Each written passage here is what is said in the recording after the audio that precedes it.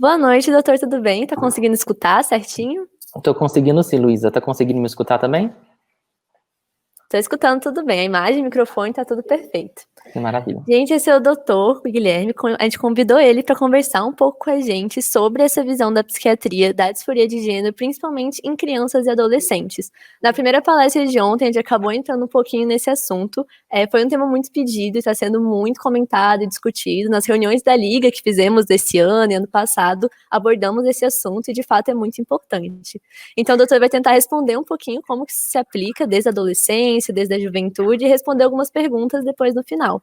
A gente tenta reservar de 10 minutinhos no final para responder as perguntas que são enviadas no formulário aqui embaixo. Então, quando der uns 10 minutinhos, eu apareço de novo aqui. Mas qualquer coisa pode me chamar também que eu apareço. Ok? Tudo bem, obrigado, viu?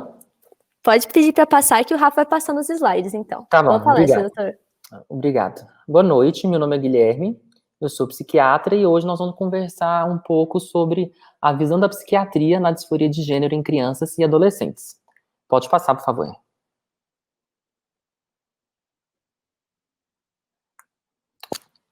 Então, antes da gente começar a falar sobre a disforia de gênero em criança e adolescente, eu quero resgatar brevemente, de uma forma bem rápida mesmo, o que o Gabriel comentou ontem na aula dele, na palestra dele.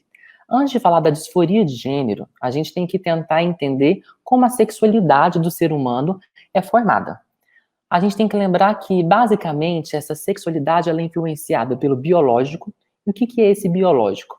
É o sexo biológico mesmo, a genitália com o qual o indivíduo nasce. Essa genitália pode identificar o indivíduo como macho ou pode identificar esse ser que nasceu como fêmea. O macho e fêmea, nesse quesito biológico, são os polos que nós vamos apresentar. Entre esses polos, nós temos esse intersexo. O que seria o intersexo, por exemplo? Seria os hermafroditas, aquelas pessoas que nascem com uma genitália ambígua, também poderiam ser consideradas o intersexo. Já a orientação sexual, ela também possui dois polos, no qual, em um polo, nós temos a heterossexualidade e no outro polo, nós temos a homossexualidade. Mas, da mesma forma que o sexo biológico, nós temos um grande espectro entre a heterossexualidade e a homossexualidade. Nós temos uma grande gama de orientações do que vai nos atrair sexualmente em outras pessoas. Nós temos também a identidade de gênero, que é diferente da orientação sexual. Por quê? Porque orientação sexual é por quem eu me atraio, é o objeto do meu desejo, é por quem eu sinto tesão, é por quem eu quero me relacionar sexualmente e afetivamente falando. Já a identidade de gênero, não. O que a identidade de gênero corresponde? Ela corresponde a como eu vou me enxergar. E ela também é espectral. Por que espectral? Porque eu posso me enxergar num polo com o gênero feminino ou em outro polo com o gênero masculino. E entre esses dois polos da identidade de gênero, seja feminina ou a masculina, nós temos uma ampla gama de identidades, como o gênero não binário, por exemplo, que os indivíduos podem sim se identificar. E por fim, na sexualidade, nós temos os papéis de gênero. O que é o papel de gênero? O papel de gênero é como eu vou expressar a minha identidade de gênero publicamente. Então, como é que eu vou expressar eu sendo não binário? Como é que eu vou expressar eu me identificando com o gênero feminino? Como é que eu vou me expressar me identificando com o gênero masculino? Então, para relembrar aqui o que foi dito ontem na aula do Gabriel, e aqui no cantinho tem um livro da Virginia Woolf que chama Orlando. Orlando é um livro escrito no início do século XX, na qual um homem simplesmente dorme e no outro dia ele acorda como uma mulher. Orlando vive durante 350 anos e boa parte da sua vida ele acaba vivendo como mulher. É um livro muito interessante para a gente debater qual é a posição da mulher na sociedade do início do século XX e também como se identificar com um gênero que não é aquele que é assinalado ao nascimento, ou seja, como é se identificar com um gênero que não corresponde ao sexo biológico que nós nascemos. Pode passar, por favor. A gente tem que lembrar que essa sexualidade ela é definida pela biologia também, mas também pelo ambiente, pelo fator ambiental. A orientação sexual, como eu falei anteriormente, ela tem a ver com o objeto, com o que me dá tesão, com quem eu quero me relacionar. E essa orientação sexual, ela acaba não sendo, não é uma escolha essa orientação sexual, simplesmente é um fato, ela acontece. Por isso que a gente chama de nature, algo mais biológico, algo que é um fato, na qual não se escolhe. Já a preferência sexual, ela vai indicar sim uma escolha, ela vai implicar sim uma escolha. E como toda escolha, ela é relacionada a fatores ambientais. O que é essa preferência sexual? Dentro daquele universo pelo qual eu me oriento, ou seja, se eu sou heterossexual e eu me oriento por pessoas do gênero oposto ao meu, quais vão ser as minhas preferências naquela gama de pessoas que me atraem? Vão ser pessoas altas, baixas, magras, gordas, loiras ou negras? Então vai ser o que eu prefiro dentro daquela possibilidade da qual eu me oriento. E a identidade sexual é a soma da orientação sexual e com a preferência sexual, ou seja, a identidade sexual é uma soma de fatores ambientais e também de fatores biológicos. Pode passar, por favor. Eu trouxe a figura do Alfred Charles Kinsey, por quê? Kinsey foi um biólogo formado em Harvard, que lá pelos anos 40 foi convidado pela Universidade de Indiana para realizar um estudo sobre como acontecia a sexualidade no casamento das pessoas. Quando Kinsey se deparou que não havia nada escrito, não conseguia ter nada escrito realmente sobre a sexualidade, e principalmente a sexualidade na sociedade norte-americana em relação ao casamento, Kinsey começou a fazer entrevistas presenciais, e ao longo de 15 anos ele conseguiu fazer por volta de 15 a 16 mil entrevistas. Dessas 15 a 16 mil entrevistas, cerca de metade foram com homens e metade com mulheres. Através dessas entrevistas e desses dados, né, 15 a 16 mil pessoas, Kinsey conseguiu muita informação. Através dessa informação, ele publicou 2 dos seus principais livros, que são A Conduta Sexual no Indivíduo Masculino e A Conduta Sexual do Indivíduo Feminino. E aí, através dessas publicações, a gente tem a escala Kinsey, que é uma escala que mostra como a orientação sexual do indivíduo ela é espectral, ou seja, como existem várias nuances que nós vamos ver no próximo slide. Passa, por favor. Então, essa aqui é a famosa escala Kinsey, que não sei se usamos com tanta frequência até hoje, mas para mostrar o quão espectral, ou quantas nuances a orientação sexual do indivíduo, do ser humano, ela possui.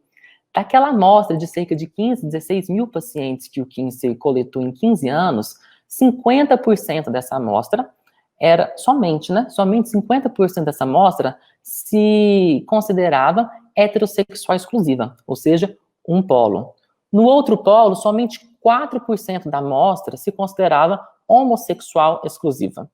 Então, os outros 46% são de nuances entre o heterossexual exclusivo e entre o homossexual exclusivo, que perpassa o predomínio heterossexual e um comportamento homossexual incidental, o comportamento predomínio heterossexual com orientação homossexual eventual, o comportamento homo e hétero na mesma proporção, o comportamento com predomínio homossexual e relações heterossexuais incidentais, finalizando no outro ponto desse espectro, que é o comportamento homossexual exclusivo.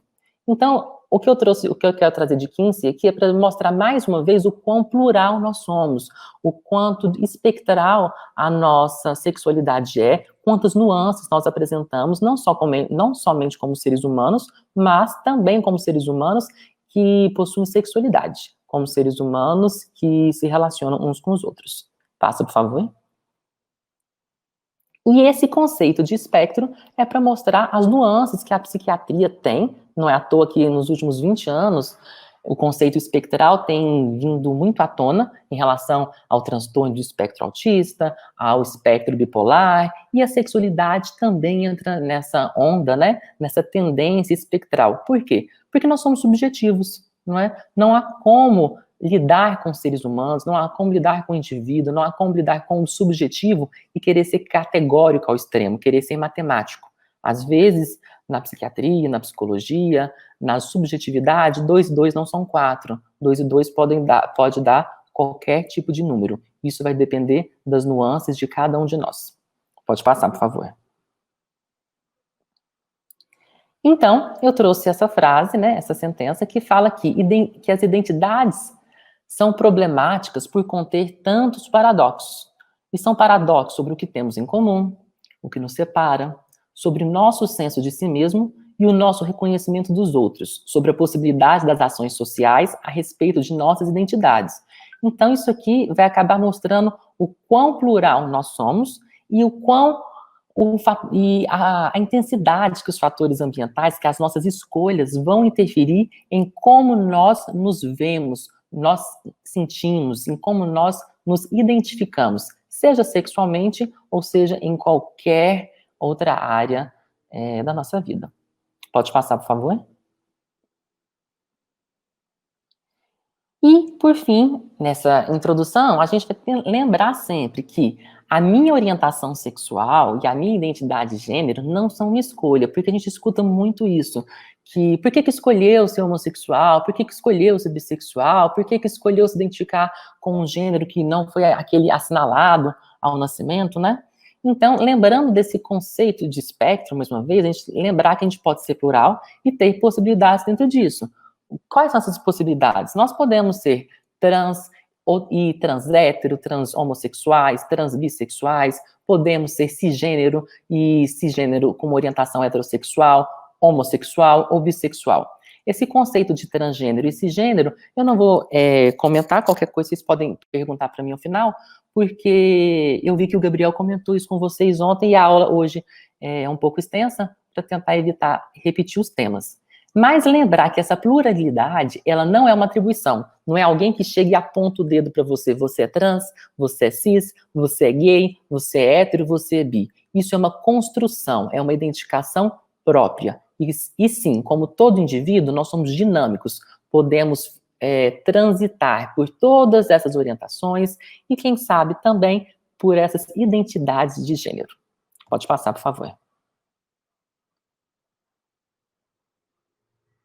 E aqui, e como eu trouxe mais cedo Orlando, vocês vão perceber que durante a aula, né, a palestra, eu vou trazer algumas referências de dicas das quais seriam interessantes, quem quiser ver, para entender melhor esse universo. Pose é um seriado norte-americano que mostra como a comunidade LGBT se organizava em Nova York nos anos 80.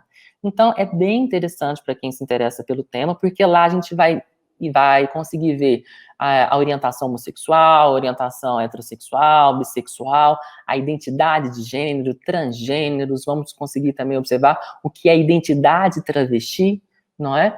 E isso vai ser bem legal na série, que é bem curiosa, é bem gostosa de se assistir, não somente do lado do entretenimento, mas também em relação a aprender sobre esse universo. Pode passar, por favor.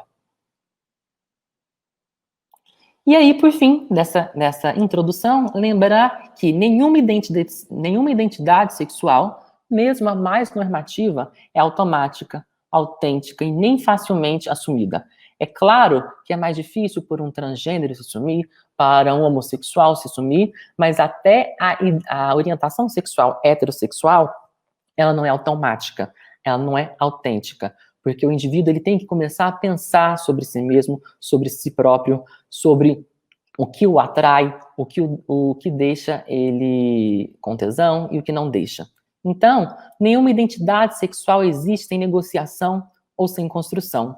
Não existe, de um lado, uma identidade heterossexual lá fora, pronta, acabada, esperando para ser assumida, e de outro, uma identidade homossexual instável, que deve se virar sozinha, porque é o que a gente escuta muito, que homossexuais, que gays, que bissexuais, que lésbicas, que transgêneros são instáveis e que se viram por conta própria. Isso não é verdade, não devemos deixar que nos façam acreditar nisso. Em vez disso, a gente tem que lembrar de uma coisa, que toda identidade sexual é um construto, ou seja, ela é dinâmica, uma construção que é instável, que é volátil, que por isso é mutável, e em uma relação social contraditória e que nunca é finalizada, porque nós, enquanto indivíduos, nunca estamos finalizados, estamos sempre em construção. Pode passar, por favor. E aí, agora, nós vamos tentar começar a falar sobre a disforia de gênero em crianças e adolescentes. Vamos começar? Pode passar. Pode passar. Quando a gente falar de disforia de gênero, a gente tem que lembrar de uma coisa. Disforia de gênero, quando a gente falar esse termo, é o diagnóstico. É o diagnóstico no DSM-5. O gênero disfórico é quando existe um estresse psicológico em relação à sua identidade de gênero. Por quê? Porque quando você percebe que você não se identifica com o gênero que foi assinalado lá na sua ficha de nascimento, e esse gênero que é assinalado lá na ficha de nascimento, ele tem como base o sexo biológico, na grande maioria dos locais que fazem essa marcação, a gente tem que lembrar disso. Nem todo indivíduo transgênero, ele tem a disforia de gênero, porque nem todo indivíduo transgênero passa por um sofrimento. O sofrimento, ele acaba existindo, como em qualquer outra orientação sexual, como qualquer outra identidade sexual, mas o transtorno, que é aquilo que vai comprometer diferentes esferas da vida do indivíduo, a esfera social, a esfera laboral, a esfera familiar, a esfera afetiva, não precisa acontecer e não irá acontecer em todo indivíduo transgênero. Por isso, a disforia de gênero é um diagnóstico. Já a identidade de gênero é como o indivíduo se enxerga em relação se ele pertence a um gênero feminino, a um gênero masculino, a um gênero não binário e qualquer outro tipo de gênero que ele possa se identificar. Pode passar, por favor. Na hora que a gente vai atender, hoje nós estamos falando de criança e adolescente, né? Então, a avaliação desse indivíduo transgênero, da possibilidade de ser um paciente com a disforia de gênero na sua frente, a avaliação é diferente do que a gente faz numa avaliação no adulto. Essa avaliação na criança e no adolescente, ela perpassa completamente como é a história do desenvolvimento psicossocial do indivíduo. Como eu comentei mais cedo, a identidade de gênero é a soma dos fatores biológicos com os fatores sociais. Por isso, a importância de saber como essa criança, como esse adolescente, se organiza em todas as esferas da sua vida e como foi o seu desenvolvimento. Então, a gente vai querer saber como se desenvolveu a identidade de gênero dessa criança ou desse adolescente, como ele expressa esse gênero, que roupa que ele usa, que roupa que ele deixa de usar, com que tipo de brinquedos essa criança gosta de brincar. Ela tem um nome já para a nova identidade de gênero? Ou não? Ela prefere ser tratada pelo pronome que indica a identidade feminina ou que indica a identidade masculina? Tudo isso a gente vai perguntar nessa avaliação, tá?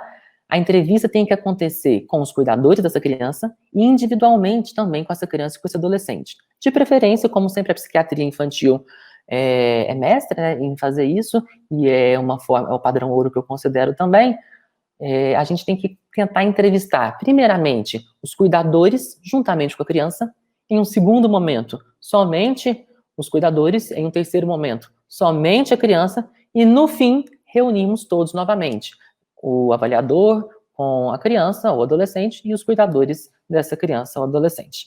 E também lembrar que a escola, ela é um grande parceiro, tanto para o bem quanto para o mal, porque é na escola que você pode encontrar um apoio em relação à educação, em relação a como lidar com os pais no enfrentamento do preconceito, como é também na escola que essa criança pode se deparar com preconceito, com brincadeiras, com bullying por parte não só dos pares, ou seja, das pessoas da mesma idade dessa criança ou desse adolescente, como por bullying, brincadeiras, preconceitos por parte da direção e por parte dos próprios professores. Então, saber como essa criança, esse adolescente se comporta, como ele vivencia e como a escola vivencia essa identidade de gênero da criança e do adolescente é muito importante.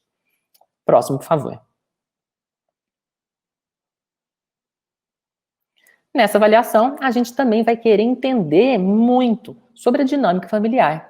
Por quê? Porque através dessa dinâmica familiar, nós vamos entender não só o comportamento dos pais entre si, como o comportamento da criança ou do adolescente com os pais, E vamos ver, através desse comportamento, dessa dinâmica, quais são os conflitos familiares que essa família passa, quais são os conflitos familiares que essa criança passa com a família nuclear e com a família estendida, quais são os conflitos que essa criança enfrenta no colégio, com colegas e com professores e com direção, e quais são os conflitos em outros ambientes que essa criança frequenta, seja no inglês, seja na natação, seja em qualquer outro ambiente que não seja a escola e não seja a sua casa. Por que a gente faz essa avaliação extensa? A avaliação psiquiátrica já é extensa. A avaliação psiquiátrica da criança e do adolescente é um pouco mais extensa. E a avaliação psiquiátrica do adolescente e da criança com a hipótese de uma disforia de gênero ou de uma identidade de gênero que não condiz com o gênero assinalado ao nascimento, faz com que a avaliação seja maior ainda. Por quê? Porque a gente tem que garantir a segurança do paciente transgênero em qualquer idade. Por quê? Porque já se sabe que esse paciente transgênero, ele é mais suscetível a comorbidades psiquiátricas, como, por exemplo, a depressão, a ansiedade, a automutilação, a tentativa e conseguir se matar.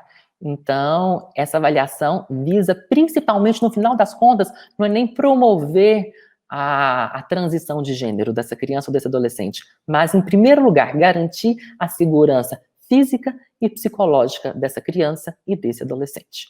Próximo, por favor. Aqui, nós vamos falar como acontece, como são, né, os critérios diagnósticos da disforia de gênero. Nesse slide, em crianças, e no próximo slide, em adolescentes. Vocês vão perceber junto comigo que existe uma discreta diferença entre o diagnóstico na infância e na adolescência da disforia de gênero. Então, o critério A, que é o critério principal que a gente utiliza na psiquiatria, fala o seguinte na disforia de gênero em crianças: que essa incongruência acentuada entre o gênero experimentado ou o gênero expresso e o gênero designado no nascimento, ou seja, aquele gênero assinalado na fichinha, nasceu, é menino, é menina, ao nascimento que eu estou falando, né, esse gênero designado de uma pessoa. Então, essa incongruência acentuada tem que durar pelo menos 6 meses. Não pode durar 5, não pode durar 4, não pode durar 3. Tem que durar pelo menos 6 meses na criança. E, além desse critério de tempo, tem que ter pelo menos 6 dos seguintes 8 itens logo abaixo. Sendo que, além da incongruência de gênero durando pelo menos 6 meses, tem que haver um forte desejo de pertencer a outro gênero ou uma insistência de que um gênero é outro. Ou seja, de que se ela fala que o gênero feminino é masculino, ela troca o gênero feminino pelo gênero masculino, ela troca o gênero masculino pelo gênero feminino. Esses 2 primeiros critérios, o A e o A1, são critérios obrigatórios. Os outros critérios têm que formar aquela lista de pelo menos 6 dos 8 embaixo. Qual é o segundo?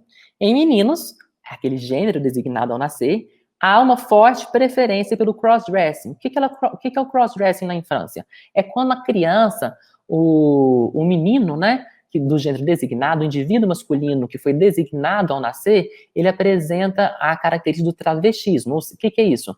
Ele se veste com roupas, sapatos, até maquiagem, que são ditos estereotipadamente do gênero feminino. Ele pode colocar também toalha, roupão, camiseta para simular um cabelão, né? Isso acontece muito entre as crianças que praticam crossdressing. Ou nas meninas, né, aquele gênero designado ao nascimento, vai haver uma forte preferência por vestir somente roupas ditas masculinas e uma forte resistência a vestir roupas femininas típicas. Um vestido, o que se espera de uma criança da identidade de gênero feminina que ela use. Já o terceiro critério, deve haver uma forte preferência por papéis transgêneros em brincadeiras de faz de conta ou fantasias. A psiquiatria infantil, a psicologia infantil lança muito mão do faz de conta, das brincadeiras, para tentar entender como aquela criança ela se comporta, como ela se identifica, como ela se vê.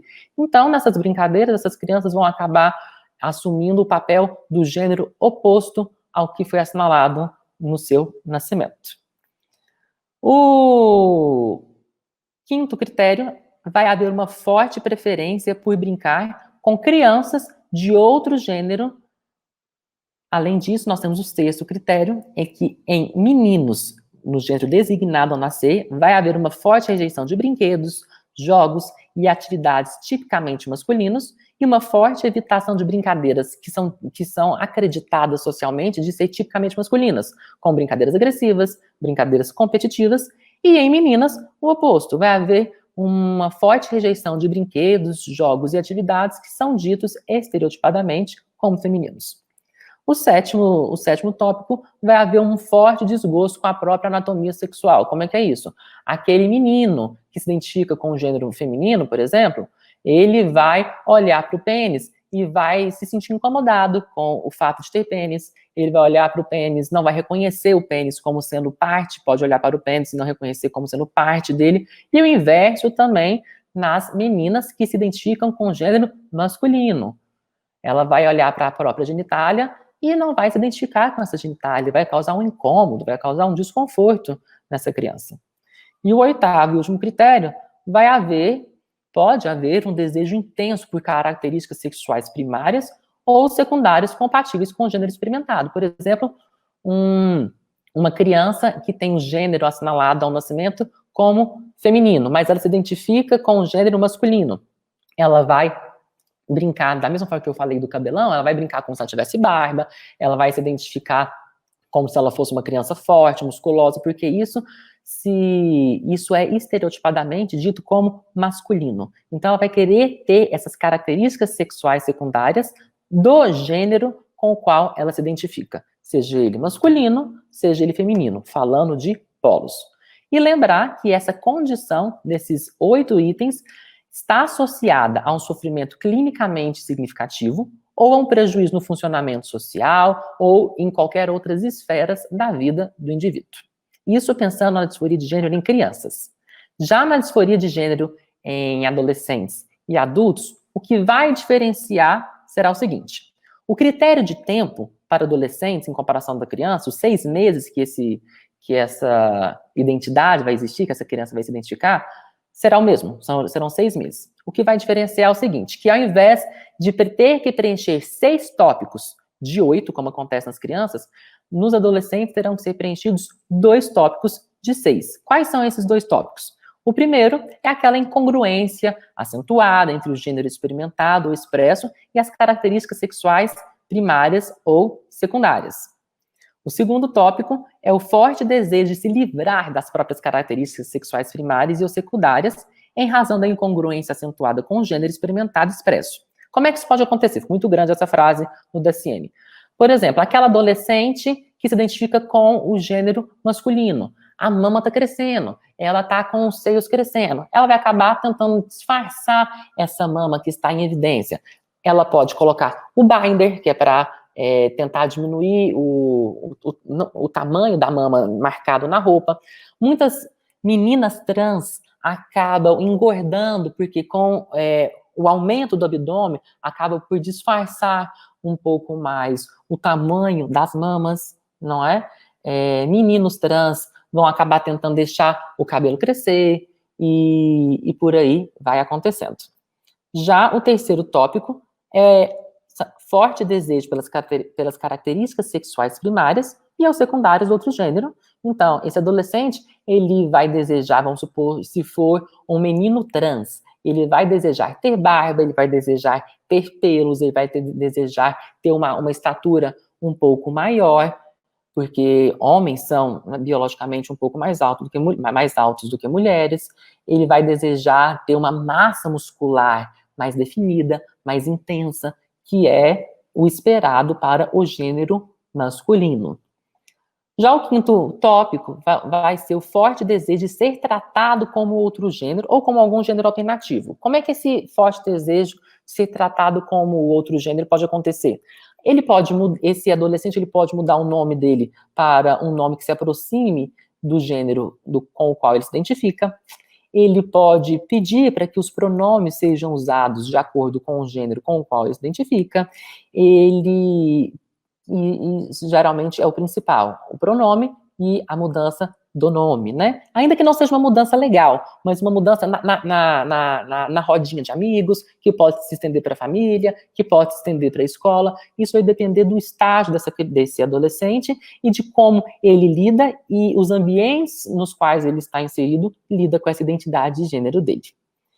E o sexto critério da disforia de gênero em adolescentes é que existe sim uma forte convicção de ter os sentimentos e reações típicos de outro gênero ou de algum gênero alternativo com o qual ele se identifica. Da mesma forma que em crianças, essa condição vai estar associada a algum tipo de sofrimento ou algum prejuízo funcional em alguma ou em todas as esferas da vida do indivíduo. Isso a gente falando de disforia de gênero, e não daquele indivíduo que se identifica com um gênero oposto ao qual nasceu, mas não passa por essa gama de sofrimentos que vão formar o diagnóstico de disforia de gênero, seja em crianças ou adolescentes. Pode passar, por favor. Depois que a gente viu os critérios diagnósticos, nós temos que pensar nas palavras-chave da identidade de gênero. As palavras-chave são insistência, persistência e consistência. O que é isso? A identidade de gênero com a qual aquela criança ou adolescente se identifica, ele tem que ser insistente, ou seja, tem que durar pelo menos 6 meses. Não é de um dia para o outro. Por quê? Não é de um mês para o outro. Porque essa fluidez nos papéis de gênero, principalmente na infância, é normal, faz parte do desenvolvimento sexual, faz parte do desenvolvimento psicossexual, faz parte do desenvolvimento psicossocial da criança. Por isso tem que ter essa insistência, por isso esse critério temporal de 6 meses foi adotado. Tem que persistir. Como é que essa persistência, a gente vê essa persistência? Não só no critério de tempo, existe um desejo, existe uma afirmação durante esse período de pelo menos 6 meses. E tem que haver essa consistência. Com o passar do tempo, essa criança vai acabar querendo, ou esse adolescente, se expressar de acordo com o gênero com o qual ele se identifica, seja através das roupas, seja através de brinquedos, de brincadeiras, de faz de conta, seja através de práticas esportivas, seja através de desenho, seja através da arte, mas vai haver uma consistência, seja através dos pronomes que ela pede para usar, que vão se identificar com o gênero com o qual ela se identifica. Então, as 3 palavras-chave na identidade de gênero, muito mais importante gravar isso do que gravar aqueles critérios todos. Mais importante gravar que a identidade de gênero tem que ter insistência, persistência e consistência. Aqui tem uma foto de um filme que dá para a gente ver como um menino trans acaba se organizando, quando eu faço se organizando na família, acaba se organizando na rede de amigos, que é Tomboy. Um filme bem interessante e que dá para entender muito bem o que é a disforia de gênero e o que é a identidade de gênero na infância. Pode passar, por favor.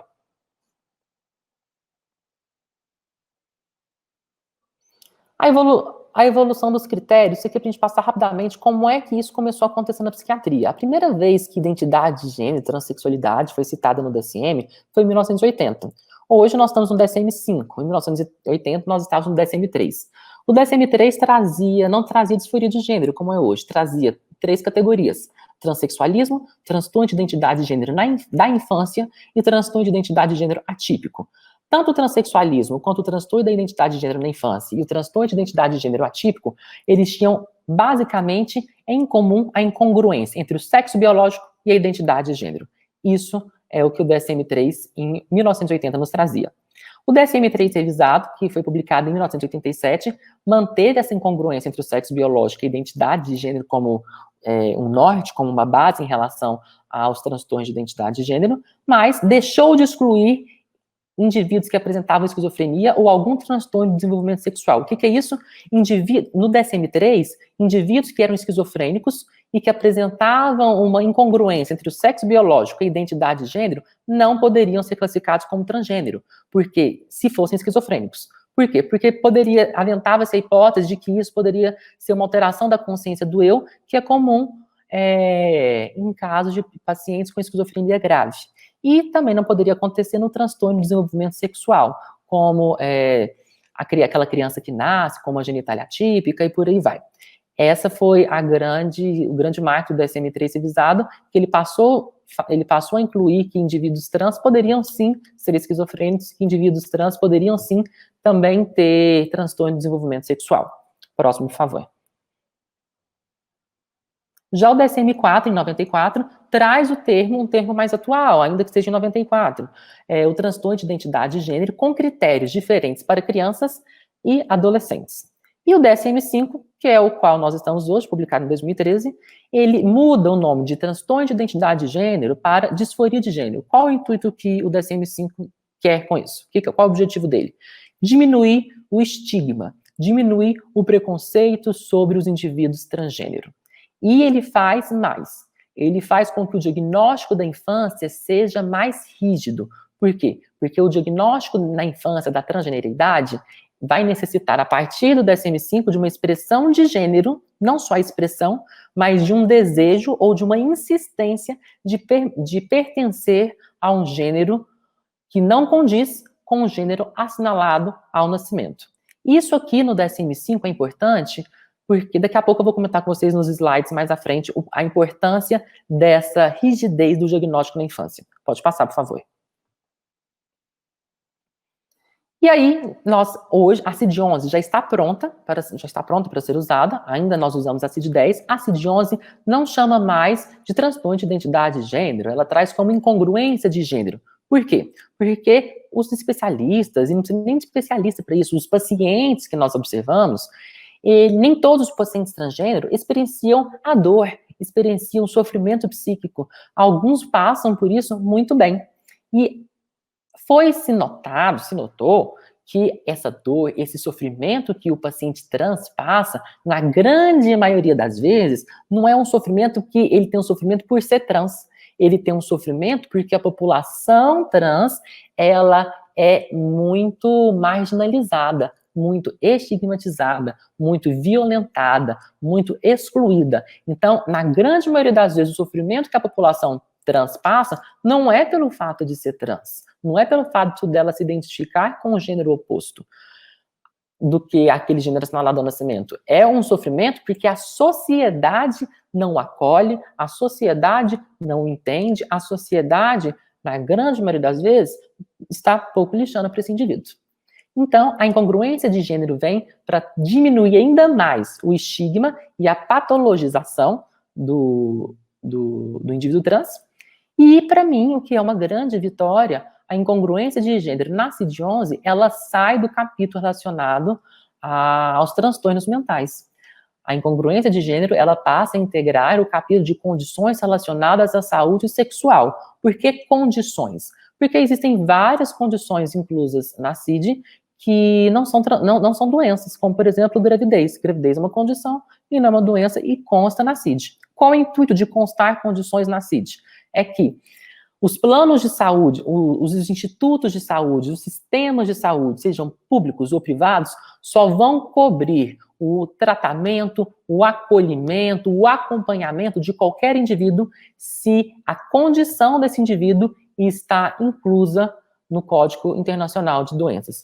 Se, porventura, a gente retira a incongruência de gênero do Código Internacional de Doenças, esses indivíduos correm o grande risco de perder o acompanhamento que eles possuem, seja na rede privada, seja na rede pública, em qualquer país do mundo.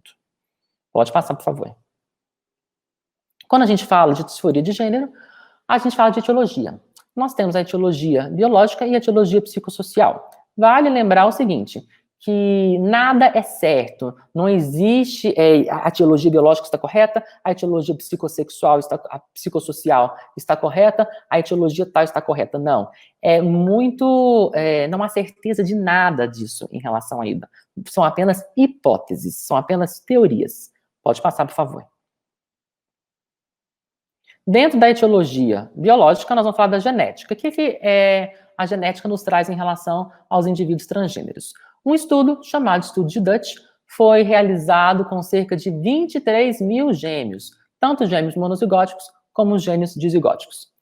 Foi-se notado que, dentre os gêmeos monozigóticos, quando um dos irmãos apresentava uma identidade de gênero oposta daquela assinalada ao nascimento, o outro irmão tinha 70% de chances de também ser um indivíduo trans, o que não acontecia em tamanha proporção nos gêmeos monozigóticos. Esse estudo de Dutch foi replicado e na sua replicação em um outro país, encontrou-se que 62% dos gêmeos monozigóticos, quando um dos gêmeos era trans, se identificava com uma identidade de gênero diferente daquela assinalada ao nascimento, esse outro gêmeo tinha 62% de chance de também se identificar com o gênero oposto. E essas crianças, elas, do estudo de Dutch, como avaliadas, tinham entre 7 e 10 anos. Próxima. Em relação aos fatores biológicos, nós também falamos da neuroanatomia. Já se sabe hoje, independente se o indivíduo é trans ou não, que existem diferenças discretas entre o cérebro masculino e o cérebro feminino. Qual que é o interessante dos estudos neuroanatômicos? Pegou-se indivíduos trans, né, que se identificavam com o gênero oposto, e foi feita uma ressonância magnética funcional desses indivíduos.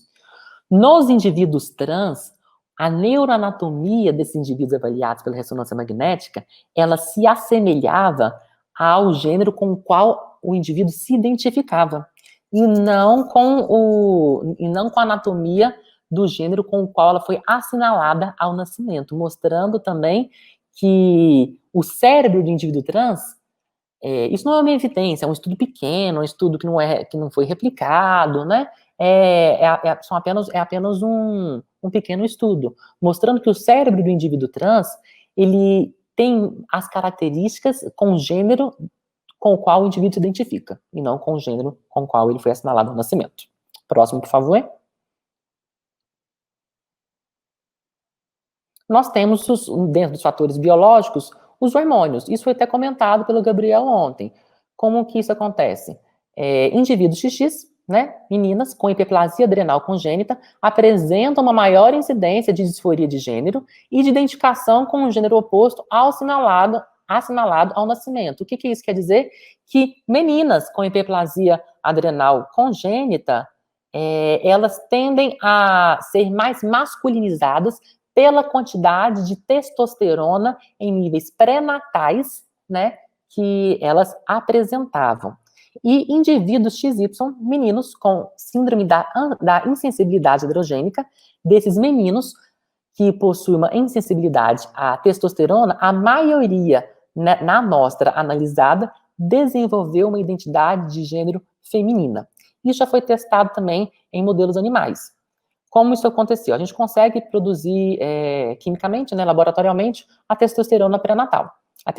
Essa testosterona é injetada em animais, antes dele, em animais que estão grávidos, gestando outros animais, e a hora que esses filhotes nascem, esses filhotes que tiveram níveis elevados de testosterona pré-natal, essas fêmeas passam a agir com um comportamento mais masculino.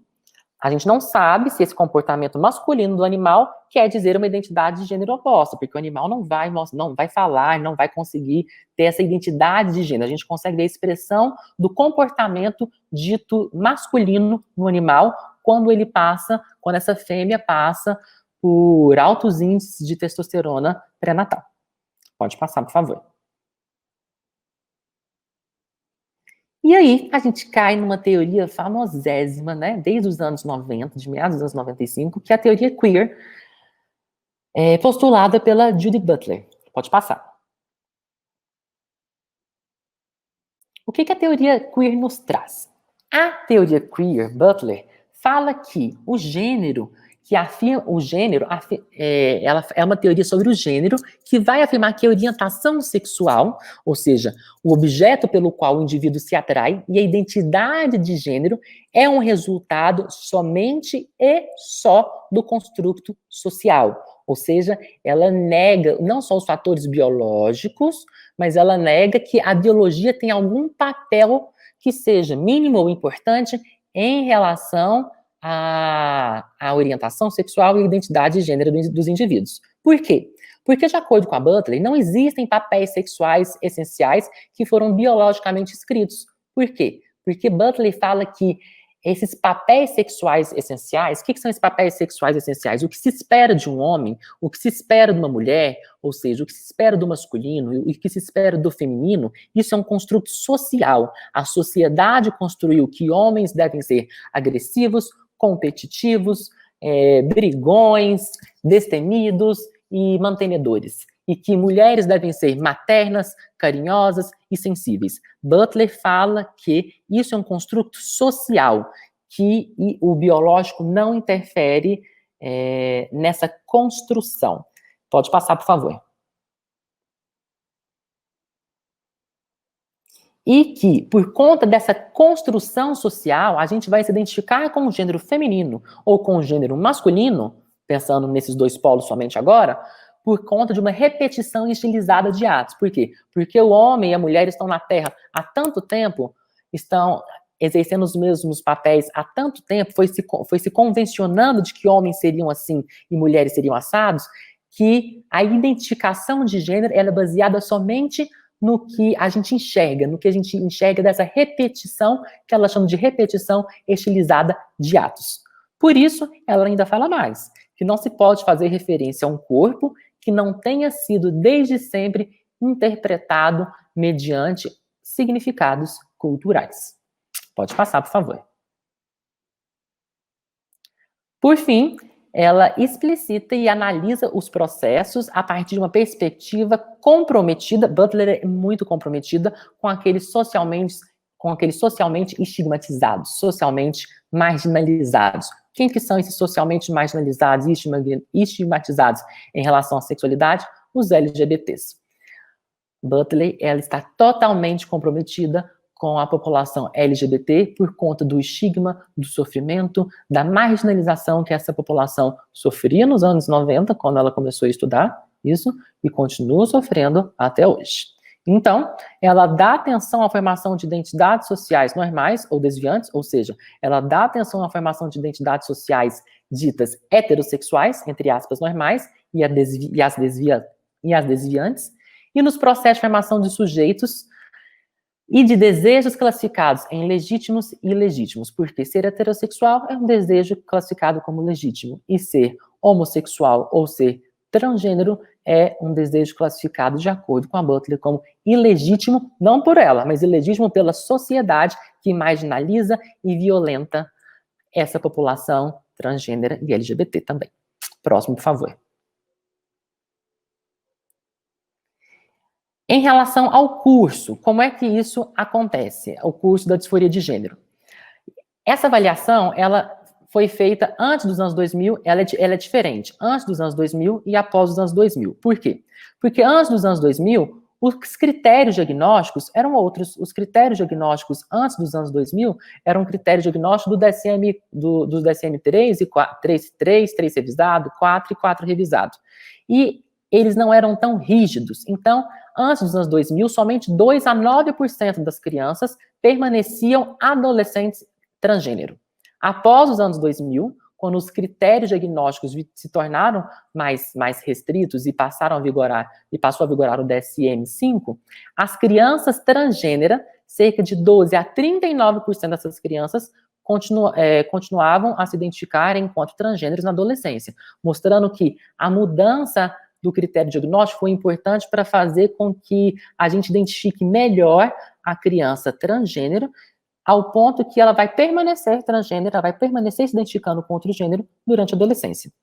Já num pequeno estudo feito, quanto dos adolescentes diagnosticados com disforia de gênero permaneciam com a identificação de gênero oposto ao nascimento na idade adulta, 100% dessa amostra de 55 pacientes, em 2014, 100% da amostra dos adolescentes permaneceram transgênero durante a idade adulta. Em relação à orientação sexual, as crianças que se identificam enquanto identidade transgênero na infância, né, crianças, a maioria delas serão cisgênero, ou seja, elas voltarão a se identificar com o gênero assinalado ao nascimento, porém, a grande maioria dessas crianças serão cisgêneras, homossexuais ou bissexuais. O que vai mudar será a orientação sexual dessa criança. Ela vai se identificar como, ela vai se orientar como homossexual ou bissexual, e não como heterossexual. Próximo, por favor. As comorbidades eu citei logo atrás, né? Essas crianças, elas têm 80% de chance de sofrerem bullying na escola. 32% dessas crianças, desses adolescentes que são transgênero, vão apresentar pelo menos um transtorno psiquiátrico.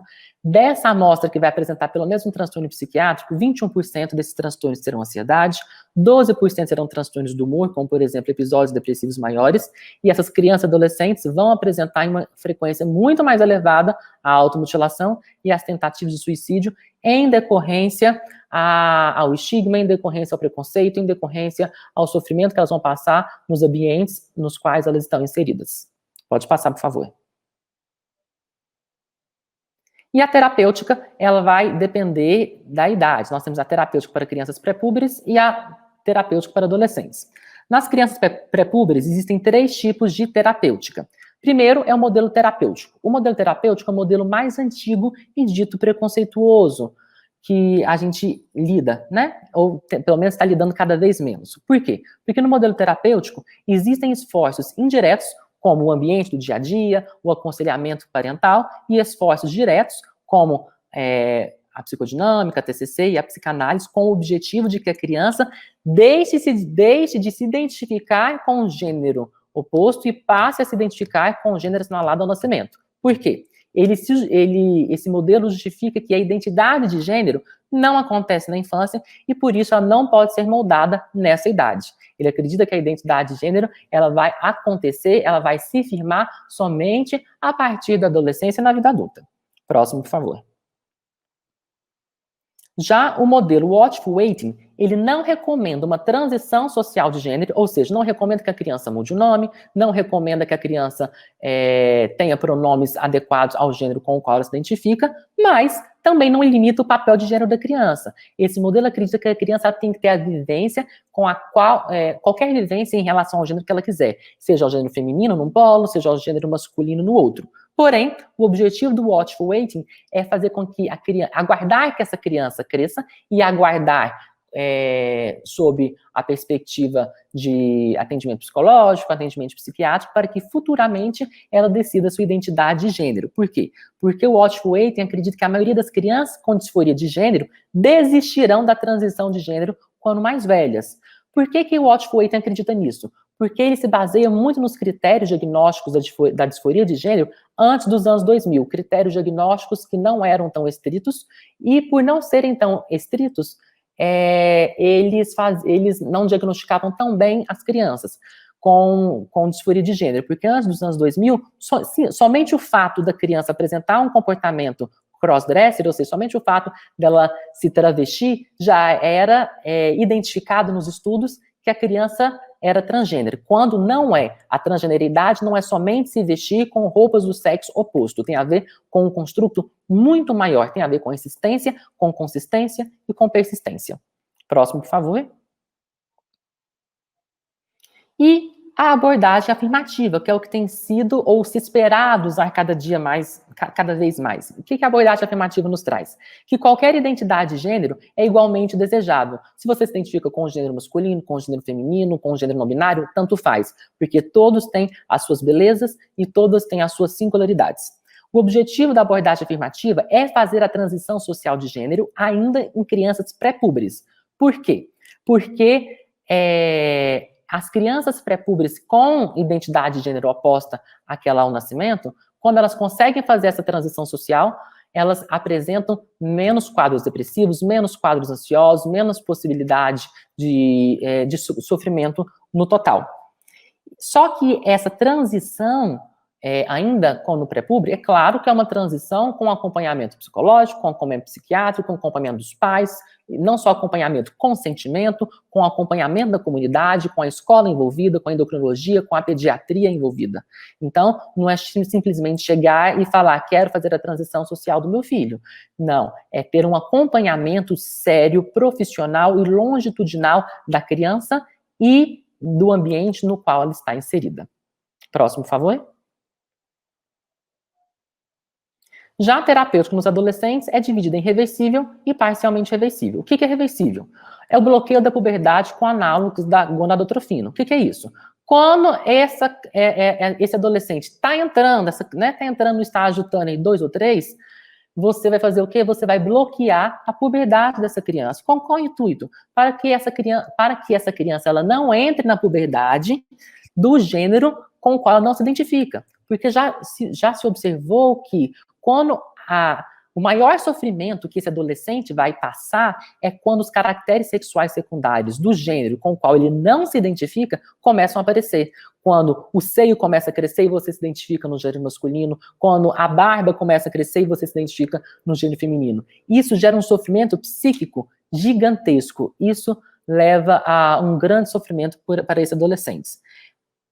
O bloqueio da puberdade, no Brasil, é tido somente em caráter experimental. Ele é utilizado, mas somente em centros de referência para que esse bloqueio aconteça. Já os procedimentos parcialmente reversíveis é a terapia hormonal. Como é que é isso? No Brasil é a partir de 16 anos. Em alguns outros países pode acontecer a partir dos 14 anos. É quando você bloqueia a puberdade dessa criança, desse adolescente, ele realmente, você percebe que é uma criança, que é um adolescente que se identifica com o gênero oposto daquele com o qual ele nasceu, e aí você vai dar o hormônio, fazer uma hormonioterapia nesse paciente para que ele desenvolva os caracteres sexuais secundários correspondentes ao gênero com o qual ele se identifica. Então, meninos trans, você vai entrar com terapia para uma feminilização. Meninas trans, você vai entrar com hormônios para uma feminilização. Meninos trans, você vai entrar com hormônios para uma masculinização. O básico é isso. E o próximo, por favor. E por último, nós temos as intervenções irreversíveis, que são as cirurgias. Até ano passado, essas cirurgias eram realizadas a partir dos 21 anos. Hoje, as cirurgias são realizadas a partir dos 18 anos. E essas cirurgias nós temos a redesignação sexual, que é a mudança de sexo, a mastectomia, nós temos procedimentos para mudança de traços, né, no rosto do paciente, são cirurgias irreversíveis, não é? E somente a partir dos 18 anos, após 2 anos de acompanhamento psicológico e acompanhamento psiquiátrico, e esse paciente, para fazer tanto a harmonização quanto essas cirurgias, deve estar sob esse acompanhamento e sem nenhum transtorno psiquiátrico comórbido. Pode passar, por favor? E por fim, eu coloquei essa frase, porque eu gosto bastante, para justificar o porquê que eu coloquei o filme Uma Mulher Fantástica, Orlando, que é o livro da Virginia Woolf, que também virou filme, por que eu coloquei Tomboy, porque a arte existe, porque a vida não basta, tá? É uma frase que eu gosto bastante do Ferreira Goulart. E a gente pode passar o slide. E muito obrigado, tá? Oi, doutor, boa noite. Muito Olá. Obrigada pela sua palestra também. Você botou obrigado, mas a gente que agradece. Foi muito esclarecedor em muitos pontos. Todas essas definições que foram trazidas, eu tenho certeza que são muito proveitosas, porque dúvidas são sempre levantadas. Esse assunto de gênero, a gente já trouxe uma palestra sobre ele antes, porque foi um assunto muito pedido, tanto de gênero quanto da disforia. Então, muito obrigada por tudo. E a gente tem algumas perguntas aqui. Eu acho que o Rafa está copiando e colando as informações para deixar passando aqui embaixo. Então, vou remover aqui para aparecer só a gente. Uhum. Tiveram muitas perguntas, a gente tentou juntar algumas para resolver nesse tempinho que ainda sobra. A primeira é como auxiliar, então, essa criança e adolescente que está passando por esse processo de transexualidade, apresenta essas características disfóricas, esse sofrimento, mas ainda não quer assumir isso para a família. Como que a gente pode intervir sobre isso? Ajudar. Na criança, não no adolescente, né? Nos dois, qualquer fato. Então, por exemplo, a criança e o adolescente, eles são bem diferentes um do outro. Por quê? Porque a criança, ela só vai chegar no profissional, no serviço, a gente tá falando de psicólogo ou de psiquiatra nesse quesito, né? Ela só vai chegar no seu ambulatório se alguém da família o traz. Então, é difícil você ter uma intervenção nessa criança se a família já não sabe, ou desconfia, ou acha que tá certo, ou acha que tá errado. Então, de alguma forma, a família vai saber de que algo está acontecendo na vida dessa criança. Do contrário, ela não chegaria no ambulatório, nem de psicologia e nem de psiquiatria. Muitas vezes, Eu participei de um estágio, 3 a 4, acho que 3 meses e pouco, no ambulatório de transtorno de identidade de gênero e orientação sexual na USP.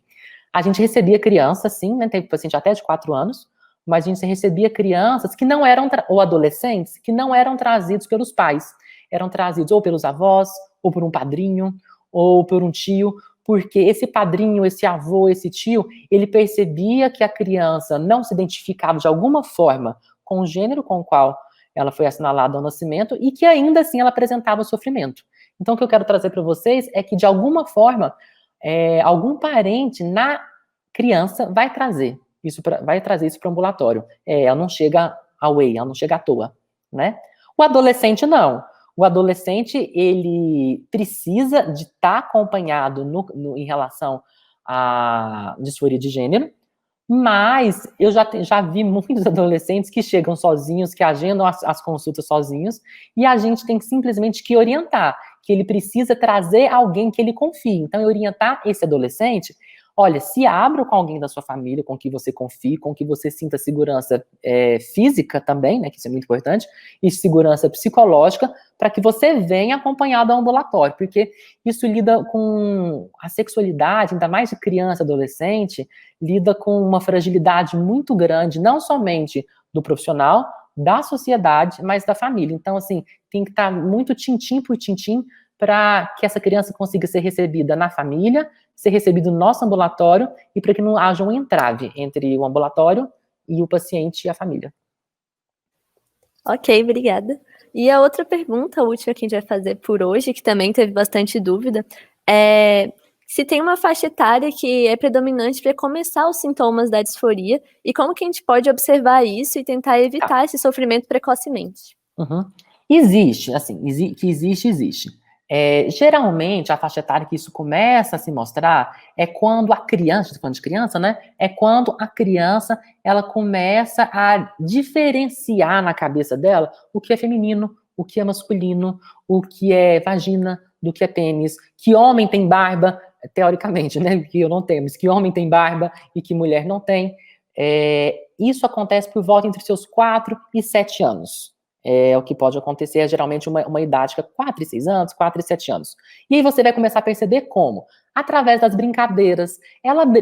Isso a gente lida, infelizmente, com muito estereótipo, tá? Mas no quesito assim, ela brinca com brincadeiras que são ditas do gênero com o qual ela nasceu, ela gosta de atividades que correspondem no estereótipo do gênero com o qual ela nasceu, ela se traveste. Quando eu falo travesti, não é um travestizão, não. É igual eu falei, ela pega uma toalha, uma camiseta e finge que é um cabelão para pertencer teoricamente ao gênero feminino. Ela pega a roupa do pai e tenta ficar vestida com o gênero masculino. Como isso acontece? É claro que não é um dia, 2 dias na vida, porque essa fluidez de gênero é comum, é super normal no desenvolvimento sexual. É quando isso passa a ter aquelas 3 palavras que eu comentei. Passa a ser insistente, passa a ser consistente e passa a ser persistente. Se você observar alguma coisa assim na criança, acolha, converse, entra no mundo dela e, se achar necessário, leva um psicólogo, leva um psiquiatra, antes mesmo do sofrimento aparecer, porque esse sofrimento muitas vezes não aparece e muitas vezes ele pode aparecer numa menor intensidade se essa criança estiver sendo acompanhada por um profissional da área.